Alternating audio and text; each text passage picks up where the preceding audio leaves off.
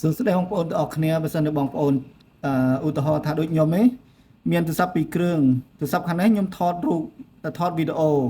ហើយខ្ញុំចង់បានយកមកកាត់តនៅលើទូរស័ព្ទគ្រឿងធំនេះបងប្អូនអាចធ្វើបានហ្នឹងហើយបងប្អូនអត់ពិបាកទេបងប្អូនគាត់ចុចអូខាងលើមកនឹងអាចយកវីដេអូពីគេថាយាយវីដេអូពីគ្រឿងនេះទៅចូលគ្រឿងនេះបានបងប្អូនហ្នឹងហើយយាយពីគ្រឿងនេះចូលគ្រឿងនេះដល់អញ្ចឹងបងប្អូនគ្រាន់តែចុចបើកចេញមកនេះនៅគ្រប់ទូរស័ព្ទវាមានគ្រប់អានេះ Oppo អានេះ Samsung ខ្ញុំដាក់ឆ្លងអញ្ចឹងហ្មងហ្នឹងហើយអូខេបងប្អូនអូមកខាងអញ្ចឹងមកបងប្អូនត្រូវមកបើកកន្លែងនេះសិននេះ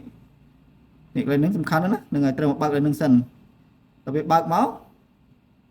អូមកតើបើកនៅនេះបើកឲ្យ Q ហើយដល់អញ្ចឹងបងប្អូនមកបើកខាងនេះទីមួយទៀតហ្នឹងហើយខាងទូរស័ព្ទធំនេះមួយទៀតអូលើចុះអស់ចុះក្រោមមកមកចុចមកបើកដូចគ្នាបងប្អូនចុចបើកដូចគ្នាកាលណាបើកអញ្ចឹងហើយបងប្អូនចុចមកលើទូរស័ព្ទខាងនេះយើងមកនេះទូរស័ព្ទនេះយើង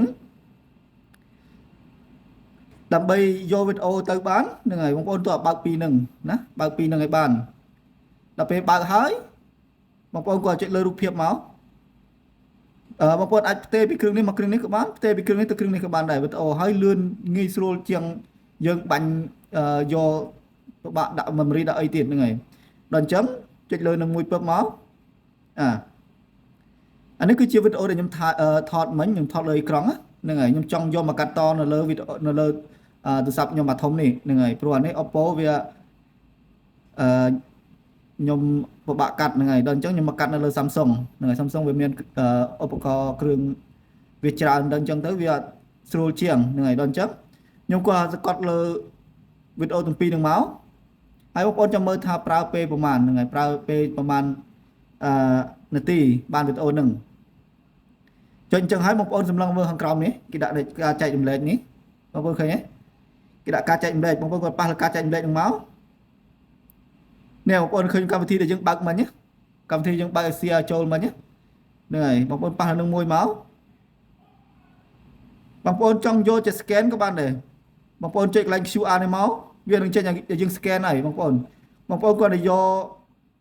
ទូរស័ព្ទនេះមក scan លើនឹងមកបើក scan លើកាមេរ៉ាក៏បាន scan កន្លែងណាក៏បានដែរហ្នឹងហើយ scan មកវានឹងរត់ចូលឲ្យស្វ័យប្រវត្តិហើយហ្នឹងហើយដល់អញ្ចឹងខ្ញុំសូមបើស្គាល់ម៉ាកវា load ម៉ាកអញ្ចឹងហើយខ្ញុំប៉ះលើម៉ាកវាទៅមកខ្ញុំខ្ជិលយកទូរស័ព្ទនេះមក scan ហ្នឹងហើយកុំឲ្យបងប្អូន